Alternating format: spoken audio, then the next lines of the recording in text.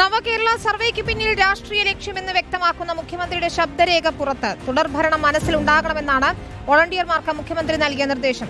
സംസ്ഥാനത്ത് ഭരണവിരുദ്ധ വികാരമില്ലെന്നും വോളണ്ടിയർമാരുടെ ശില്പശാലയിൽ മുഖ്യമന്ത്രി പറയുന്നു.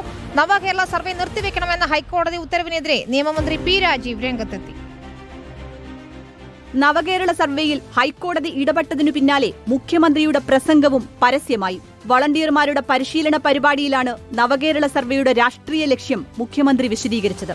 തുടർഭരണം ലക്ഷ്യമിട്ടാണ് സർവേയെന്ന് മുഖ്യമന്ത്രി വ്യക്തമാക്കുന്നുണ്ട്. ഒരു തുടർഭരണം എന്നത് ഒഴിച്ചുകൂടാത്തതാണ്. ഇതുകൂടി നമ്മുടെ പോകുന്ന ആളുകളുടെ മനസ്സിൽ ഉണ്ടാകും.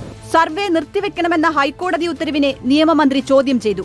ഹൈക്കോടതി വിധി ദൂരവ്യാപക പ്രത്യാഘാതമുണ്ടാക്കുമെന്നാണ് മന്ത്രിയുടെ വിമർശനം. കേരളത്തിലും മറ്റ് സംസ്ഥാനത്തും നടത്താൻ പറ്റാത്ത ഒരു നിഗമനങ്ങളാണ് ഈ വിധിയിലുള്ളത്. അത് ദൂരവ്യാപക പ്രത്യാഘാതം ഭരണത്തെക്കുറിച്ചുണ്ടാവും. വികസന ക്ഷേമ പദ്ധതികളുടെ പ്രചാരണം കൂടി ലക്ഷ്യമിട്ടായിരുന്നു സർവേ. സർവേയിലൂടെ കേരളം മനസ്സറിയാൻ കഴിയുമെന്നും സർക്കാർ കണക്കുകൂട്ടി. ഹൈക്കോടതി ഇടപെടലോടെ സർവേ നിർത്തിവച്ചിരിക്കുകയാണ്. റിപ്പോർട്ടർ, തിരുവനന്തപുരം.